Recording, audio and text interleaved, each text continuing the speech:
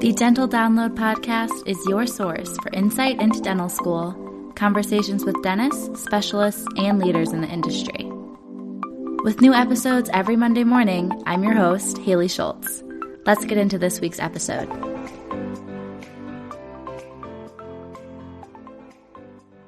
Happy Monday, everyone. Welcome back to another episode of the Dental Download Podcast. For our intro this week, it's going to be another short one because I'm coming off of spring break. I spent half of it visiting my boyfriend in Indiana. We do the whole long distance thing with me in dental school at Michigan. And then I went to New York City for a long weekend, Thursday, Friday, Saturday, and then left Sunday morning and drove back to Ann Arbor once I got back to Indiana, so still a 4-hour drive back to school. And I was able to kind of settle in and everything and prepare for the week ahead, the week that you're listening to this episode. I don't have too much going on in terms of assessments or anything. I have a quiz on Monday for our diagnostic sciences class, the Monday that you're listening to this episode, on another module. And then throughout the week, I have a few things going on for the Cosmetic Dental Society. We have a speaker coming in to do a hands-on tutorial session about composite layering.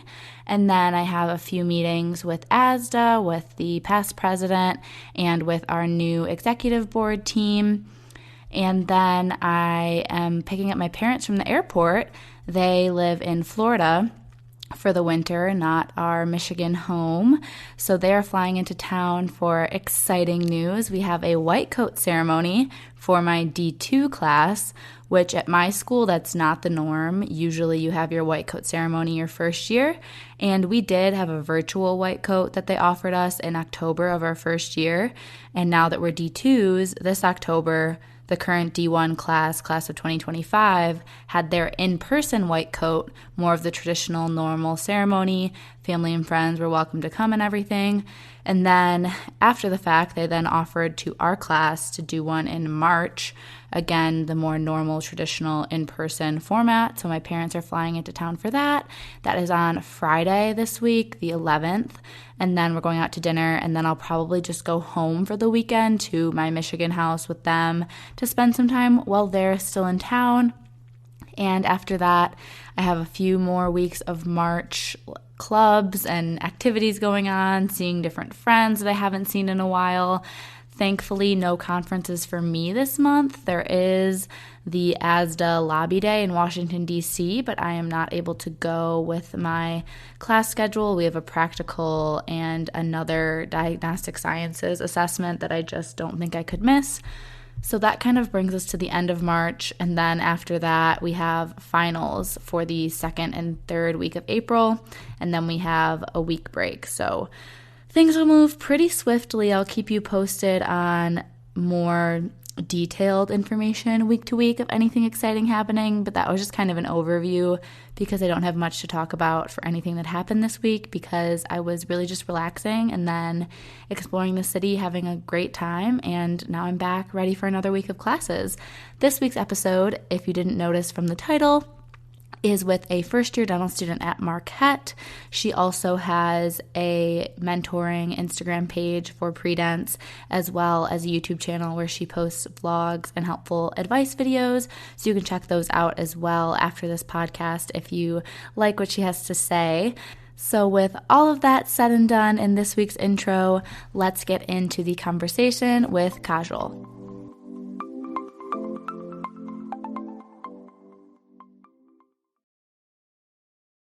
Want to make a podcast? Spotify's got a platform that lets you make one super easily and then distribute it everywhere and even earn money, all in one place for free.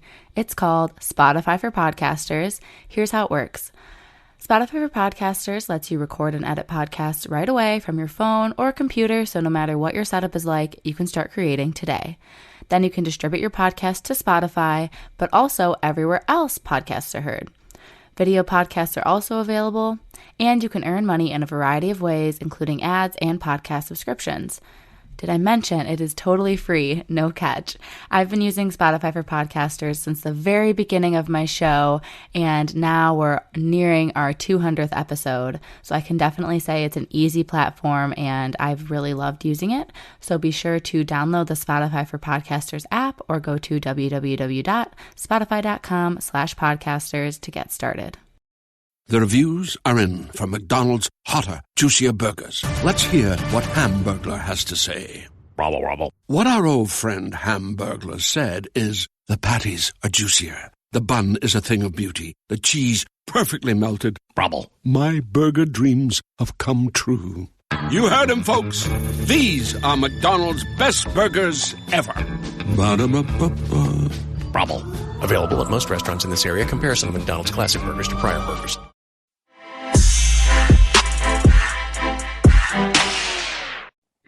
Hi, everyone. So we have another guest here today, and I'm going to let them introduce themselves. Hello. So I am Kajal. I am a first-year dental student at Marquette University School of Dentistry. I actually went to Marquette for undergrad as well. So seriously, I've just been at Marquette, going to be 8 years. So be there for a while. And then my whole platform is kind of based on like mentorship and reaching out and helping pre-dental students. So personally, I just had a lot of mentors in my life when I was going through the whole application process. And I had a lot of people telling me how to apply for the DAT and how to study and how to apply to schools. And so I thought that it would be nice for me to kind of just give that back to other people who might not have someone specific that they can ask all of their questions to. So that's kind of what I do and what my platform is kind of based around. That's awesome. And I feel like, assuming because Marquette has a dental school as well as the undergrad, they probably had a strong pre-dental program. Yes, so absolutely. You had those mentors. I feel like it just attracts a lot of pre-dental students. There is like a 7-year, direct admit program. But aside from that, there's just a lot of pre-dental students at Marquette as undergrads. So it's kind of nice because you have a lot of people that even, like at the dental school too, like there's a lot of older students that I know just because they went to undergrad here as well. That's awesome. It's like a little community that you get to stay in, like you said, eight years. Nice. That's 8 years. That's a long time, but hopefully you like it there. We'll talk about that a little later too. So the focus of this episode, since you're in your first year, I thought we could really just talk about what your experience has been like, how your transition has been, because I think that's one of the toughest parts of dental school is just getting started that first semester. So before we talk about that, though, there's a lot of students when this episode's going up that are getting acceptances into dental school, which is so exciting. Do you have anything you would want to tell yourself like last year when you were getting accepted to dental school?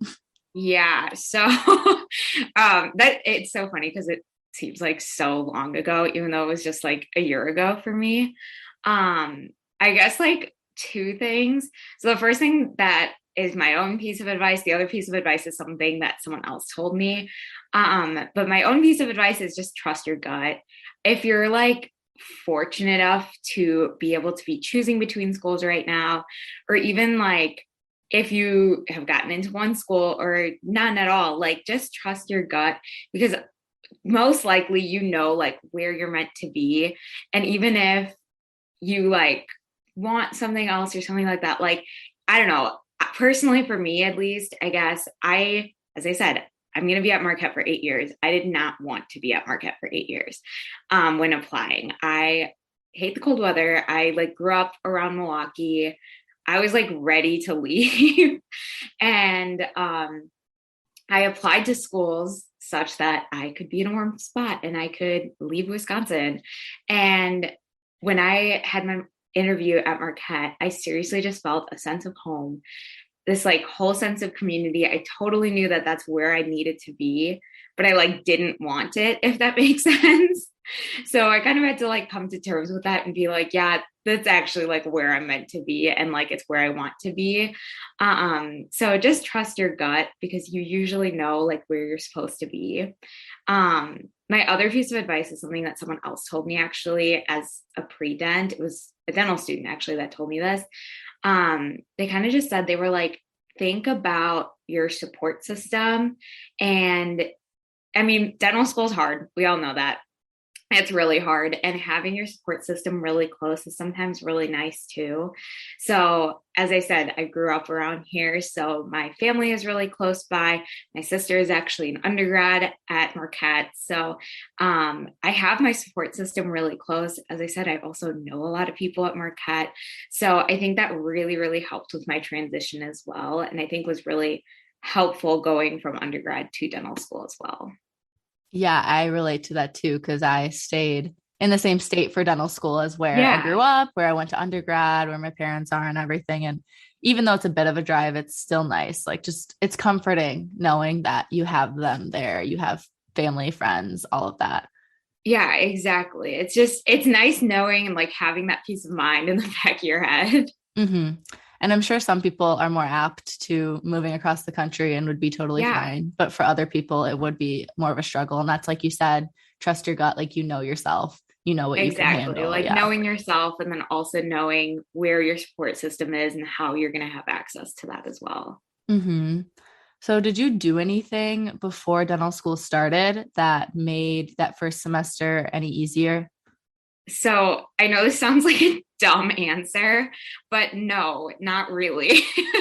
And I guess I wanted to say it just because like there's a lot of pressure, I feel like, for you to like go and assist and shadow and like take classes. I know like some people actually like take prep classes and stuff like that. And like I didn't do anything. I seriously just relaxed, which I really appreciate because I think, especially going straight from undergrad to dental school, not taking a gap year, it's good to just take the like 3 months. I know you didn't have a summer, but for me, when I did have a summer, like taking that 3 weeks to just like chill, relax, and seriously do nothing was so nice because I feel like it helped me like not be super burnt out during the school year.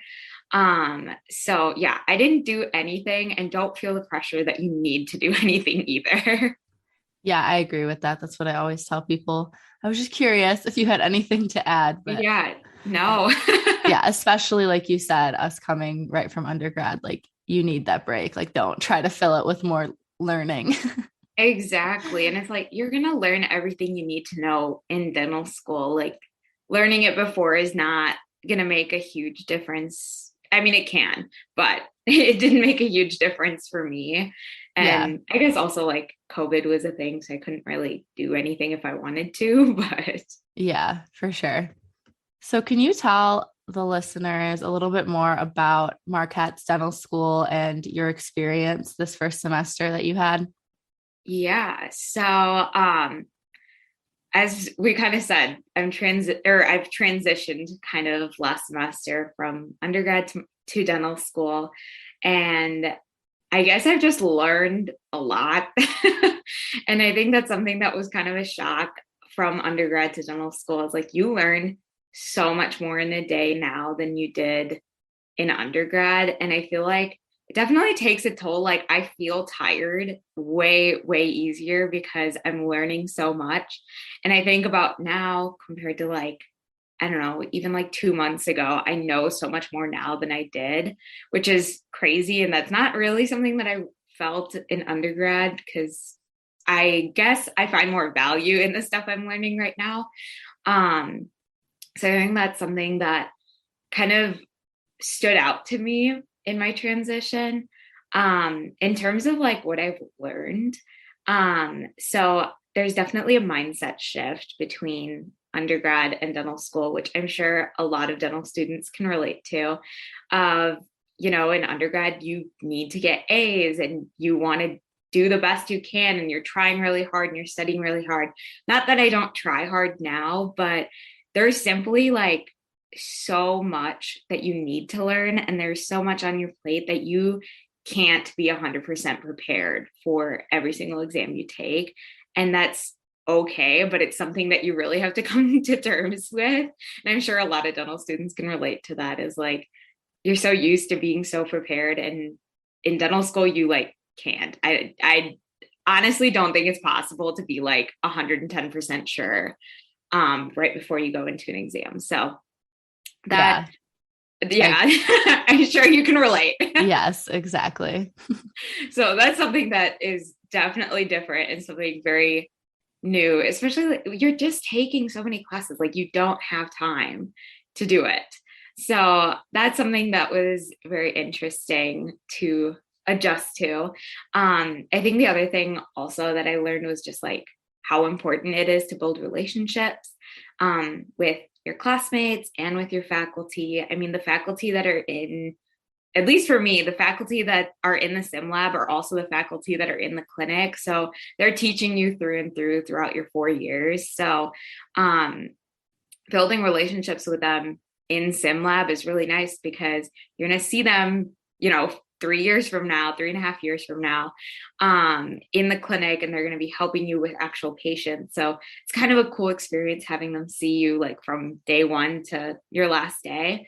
But then also building relationships with your classmates because you're all in the same boat. You're all taking the same classes, which is a new experience. And so, at least for us, and I'm sure it's like this for you too, like if someone makes a study guide, they're going to share it with the whole class, which is super nice. Something I didn't have in undergrad. So just building those relationships with classmates is super important as well. That's interesting. You mentioned your like sim lab preclinic faculty are the same faculty in clinic.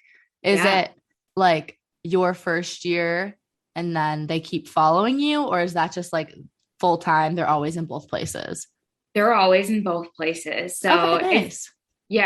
I mean, I was talking to, so I didn't actually fully understand this until like yesterday when I was talking to one of the faculty, and he was telling me, he's like, yeah, every Monday I'm in sim lab, every Tuesday I'm in clinic, every Wednesday I'm here. And I'm like, oh, so interesting. So it's, I don't know. Is that how it is for you? No. So we have like one person that's in D1 sim lab that is going to be in clinic primarily. And then the other like 10 are just preclinic faculty. And then for D2, you have even a whole new set of preclinic faculty. So not even the people you worked with first year. Because our first year we do restorative, and then our second year we're doing more like pros, it's like crowns. So it's kind of a different specialty, if you will. So it's new people that are best at teaching it basically. And then even those people, again, none of them are in clinic.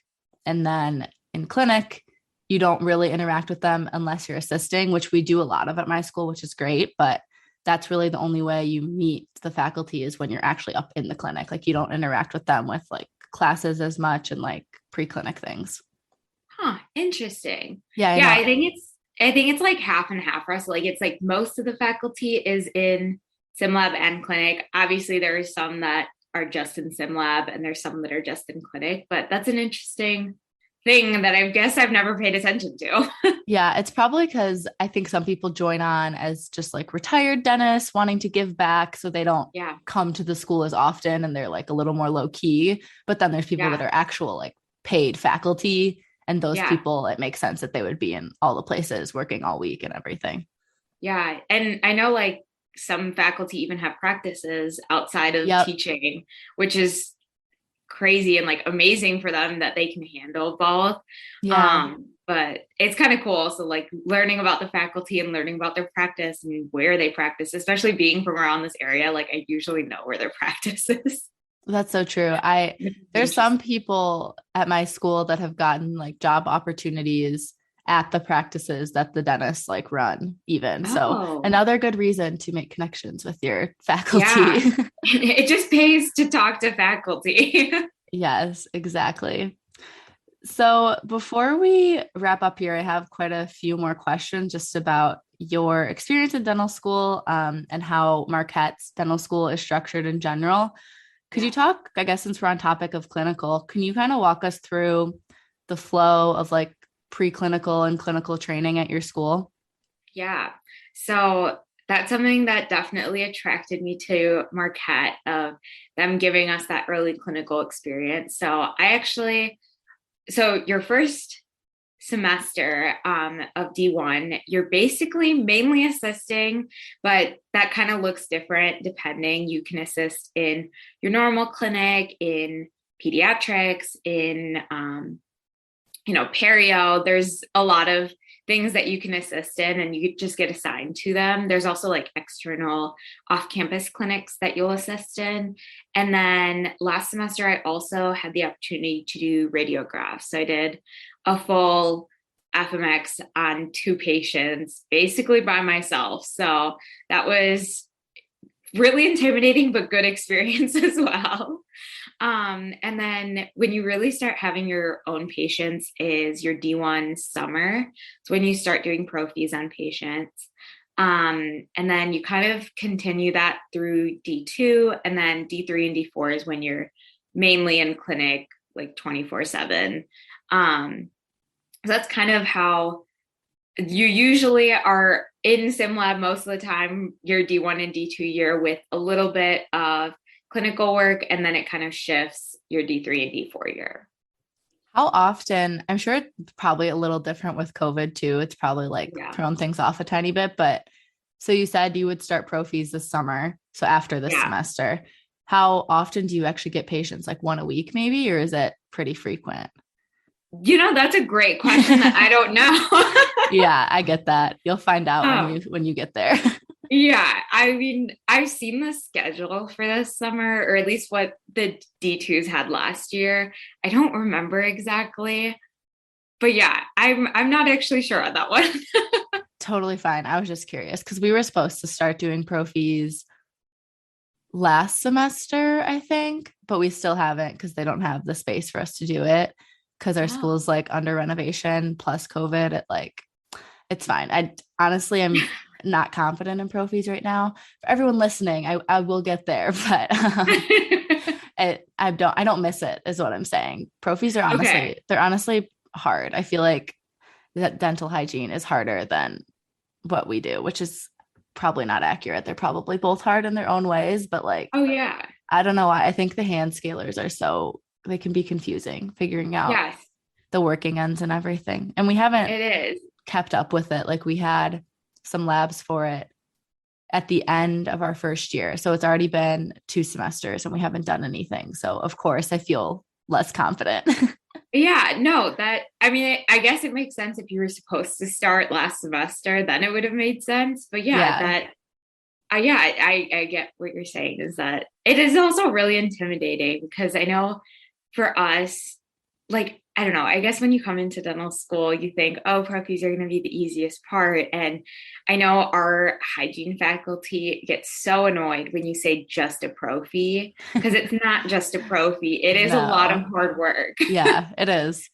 So I remember the D2s telling us week 1, they're like, never say just a prophy because it's never just a prophy.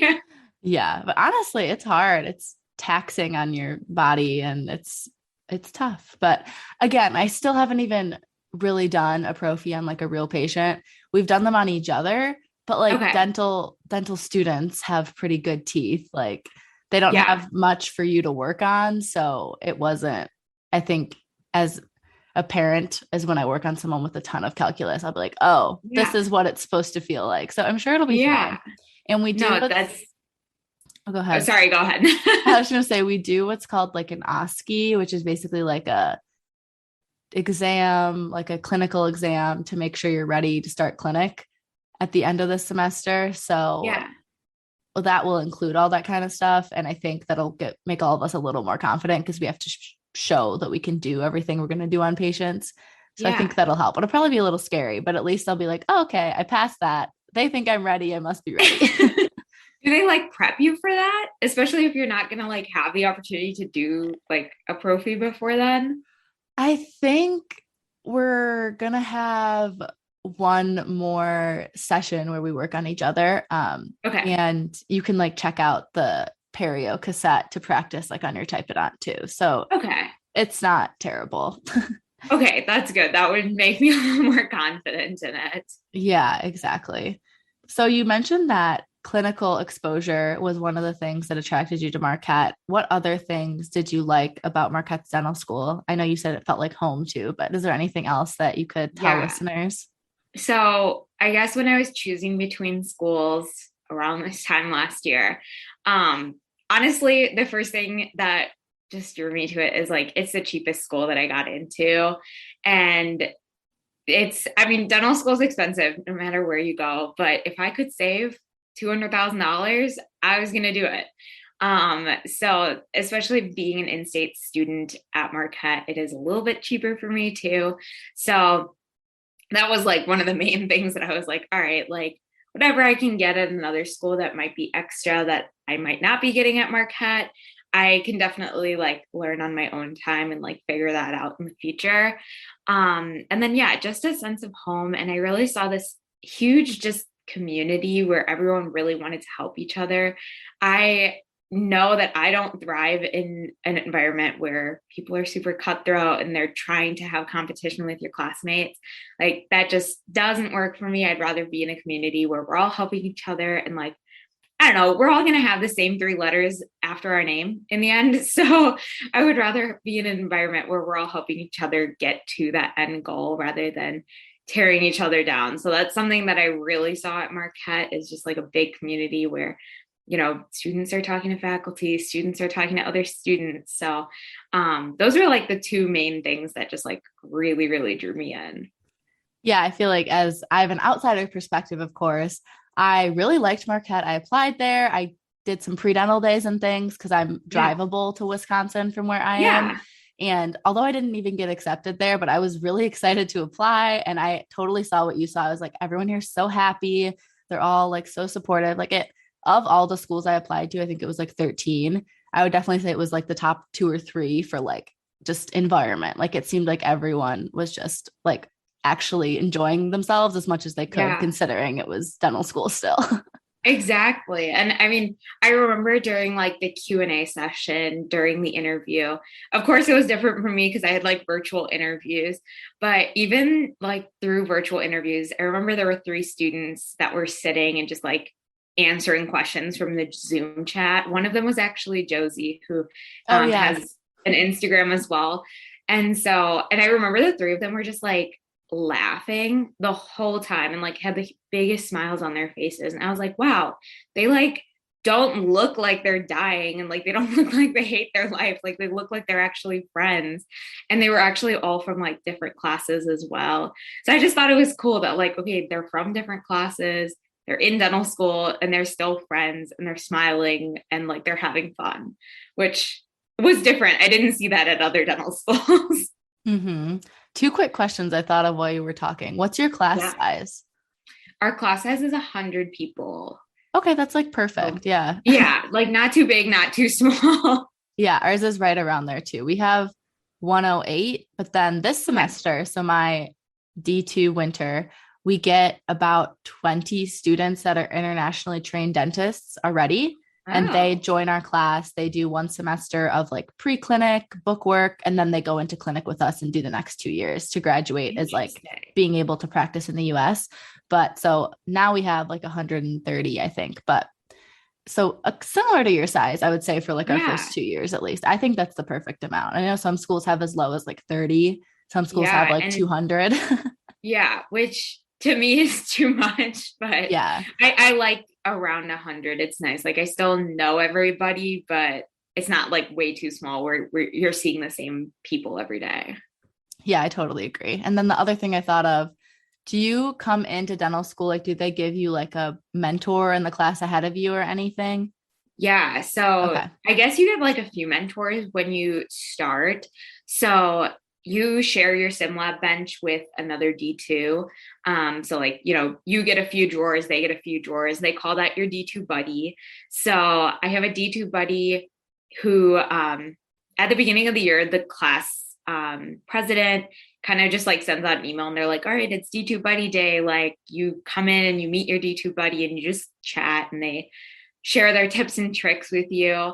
I also got a tutor, which to me, I mean, my tutor is a D2 student. And so to me, she's been a huge help.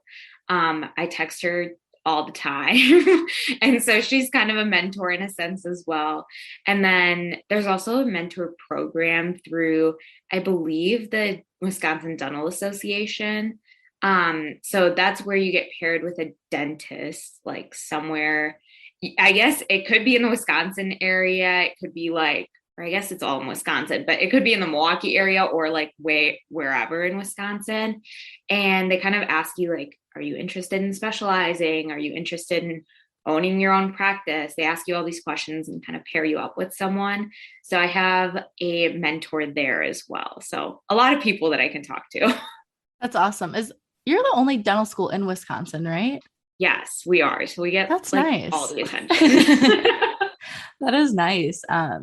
Okay, cool. I was just curious because I'd like to kind of compare between my school and other schools. Just yeah. So I know. How is it for you?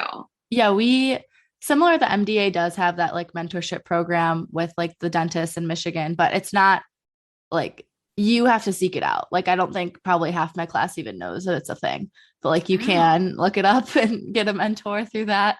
And then you get a lot of people have bigs if they're in a dental fraternity, dental society. So like I have a big in my dental society. And then the biggest thing is you fill out this like Google form of like likes, dislikes, hobbies, and the student council for the class ahead of you pairs you with a D2 when you're a D1 in the class ahead of you based on like interests and preferences and everything. And that's like your main like mentor. We have the benches too, like you, but that's kind of up to the person at your bench if they like ever really like mine left a nice note and like her phone number and said, reach out to me if you ever have any questions, but you're just so busy that like you really don't. So I like what your school did, that they made it like a day when like everyone's going to come in and actually mingle.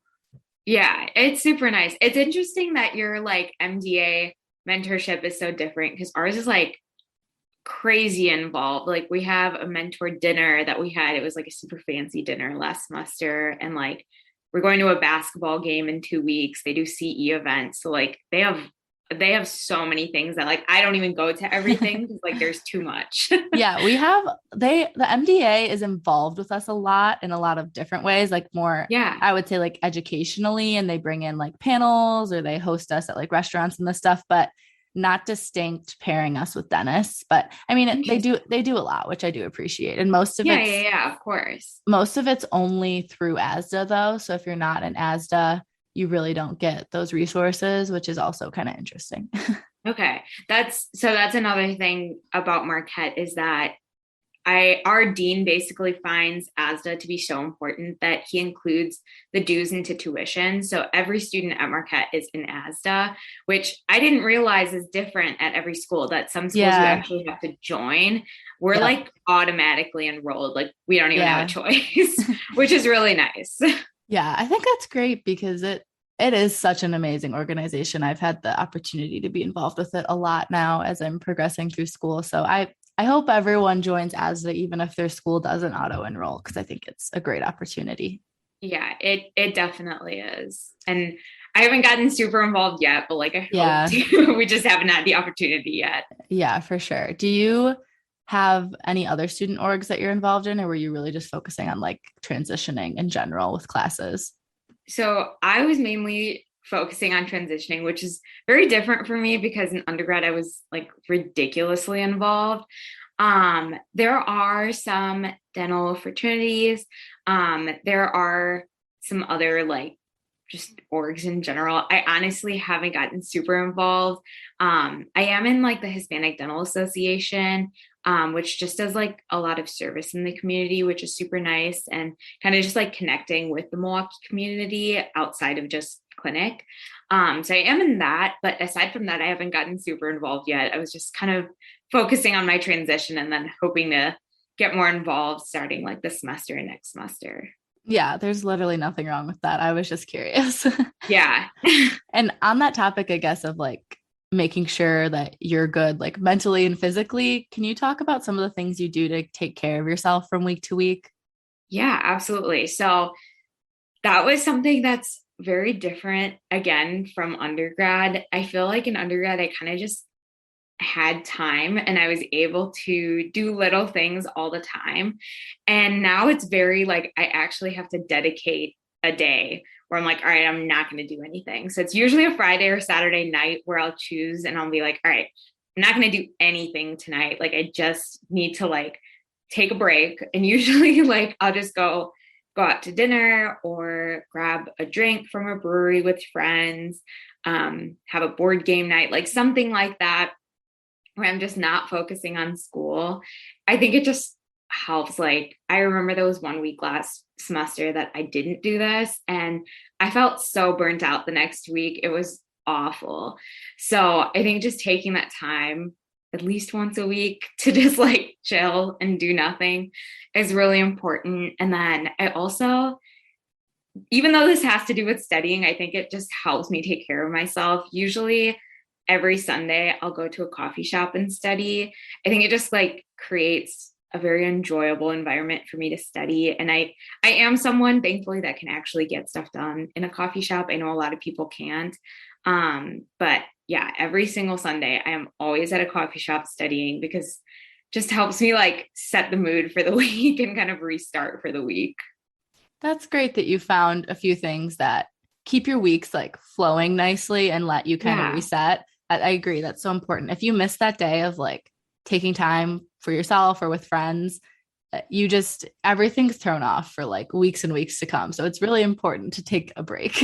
Yeah, no, it is. And it's like you definitely feel that it like physically takes a toll on you if you skip that day or skip that time. Yeah, like I actually usually get sick, like a cold. So it's Yeah. not good. Hard on the immune system if you're not sleeping enough. True. So you said the coffee shop is part of your like weekly study, weekly planning. What else do you do? Like, how do you study? Do you use Anki? Do you use Quizlet? Do you write stuff out? Yeah. So honestly, I think it just depends on the class. So usually when I know I have a lot of exams coming up, I'll just create like a schedule for myself of like, all right, I have 5 chapters to learn in 7 days. Like, I'm going to do a chapter a day or something like that. So I'll usually create a schedule for myself. And then I think it just varies by class how I actually study. So I know last semester for perio, like I could just look at it and understand it. And I didn't really have to spend that much time with it. Whereas I know for like histology, I always went through and filled out the learning objectives and I looked at old exam questions and I would like go through it like that. Anatomy, I would really have to interact with it and create charts and go to review sessions and stuff like that. So I think it just depends class by class, which kind of sucks because I don't have like a go-to, like this is how I learn, and it takes some time to figure out, but it's worked for me so far, I guess. Yeah, I totally agree. Like we said, we're in so many classes. You can't honestly put the same type of studying effort into every class because there's not enough time. So you have to know which classes are easier to you and which classes are harder and distribute your studying that way. I do the same. So yeah, no. And as I said, also, usually most dental schools have something where, students are sharing their study guides and some of the practice questions that they've already filled out. So I think that's super helpful of like getting kind of like taking a quick look at that and using that as a basis for my actual studying as well. Definitely. We love those classmates that are ahead. There's exams in like a week and there's like, here's the study guide. I'm like, oh, I haven't started studying yet. Thank you. Yeah. Or like, here's a Quizlet that I made already. And I'm like, oh, thank you. Yes. We love those people. I'm that person like 10% of the time. There's like one class each semester that I like really get into. And I try to pull through with that to carry my weight for using all the resources of everyone else. I do the same because I'm like, I would feel bad using other people's resources, not providing mine too. So there's, once in a while I'll give my stuff out too and I'll be super ahead and be like, all right, like this is the class I'm going to focus on. Exactly. So you mentioned histology and perio. Are there any other classes you took last semester that were like your favorites or really hard or anything? Yeah. So, honestly, histology was the class that I struggled with the most, and which is surprising because most of my classmates did not struggle with that class. So it's hard. Okay. I'm surprised. It is. And like, we had a professor that she she told us on our first day, she's like, my exams are not easy. And I'm like, oh, wonderful. So I guess most of my classmates struggled more with neurocranial anatomy. So that was a class that for some reason just made sense in my head. I don't know why. But that class really made sense to me, and histology made no sense to me. So I felt kind of like an oddball where I was like, okay, I'm struggling with this class that nobody else is struggling in, or I'm sure there were probably one or two other people that were struggling, but I felt like I was the only one struggling in histology, whereas everyone else was struggling in a different class that I was doing fine with. So just interesting to see that everyone has their own struggles here. But in terms of my favorite class, I guess I would probably say perio, just because it was every Friday and it was just a good way to like end your week of just doing something a little more chill. We could talk to friends and like just relax on Fridays. So that was probably like my favorite class. It's probably the easiest class too. So like that's probably why too. Yeah, it's so interesting. Now that I'm in my second year, most of our classes are very like dental specific. And Yeah. other than like diagnostic, which is like pathology and interpreting radiographs and everything, other than that class, all of the classes that are dental specific are honestly a lot easier than Yeah. histology, immunology, like the systems classes. All of that is just so much information at once. And Yeah. it's kind of nice that when you're learning about the stuff you're most interested in, the dental stuff, it's also easier. And maybe that is because we're more interested in it. I don't know, but it makes sense easier. No, it's true. And it's funny because I was actually talking about that with someone yesterday because I was like, well, I don't have any homework. But I was like, I guess that makes sense because I guess we were talking about this before we started recording, but I'm in my first 2 weeks of like classes right now. And I guess our first 2 weeks, we only have our dental school classes because a few of our classes are taught by undergrad professors and the undergrads don't start for 2 weeks now. So we have like half of our classes going on right now. And so I'm like, well, these are all like the easier classes because it just makes sense in my head and I'm more interested in them. Whereas I know in a few weeks, we're going to have like our gross anatomy and physiology starting. And I know those are going to be like tougher classes. So kind of sucks that I'm sitting and I have all this time, but it's not like I'm like sitting here studying. So Yeah, but take the advice you gave to the pre-dents and just exactly. Enjoy it. Exactly. So my last question before we wrap up, what advice do you have for pre-dental students that are going to be applying? Yeah. So I guess this has kind of been like my theme throughout, but seek mentorship and just like learn from other people. I think that's honestly the best way to get through like your dental school application process is learning from others, see what tips dental students have, or even like a student who's already applied a year ahead of you or something like that. Just seek someone who is willing to share their advice with you. Also like find someone, I guess a way to find a good mentor is someone who's actually honest with you as well. I know that especially going through like my personal statement, I could give it to anyone to read and someone might say, oh, this is really good. But you need to find that one person that's like, all right, I'm not trying to be mean, but like we need to restructure this whole thing, or like give you actual tips and isn't afraid to be honest with you. And I think that's what makes a really good mentor, someone who's like willing to be honest with you and tell you the stuff that you might not want to hear. So yeah, that would be my best piece of advice is just find someone who's willing to share and who you're willing to learn from. I like that. That's very, very good advice. Thank So you. last thing, we talked about a lot today. Do you have anything else you want to share with students listening? Any closing thoughts or words of wisdom?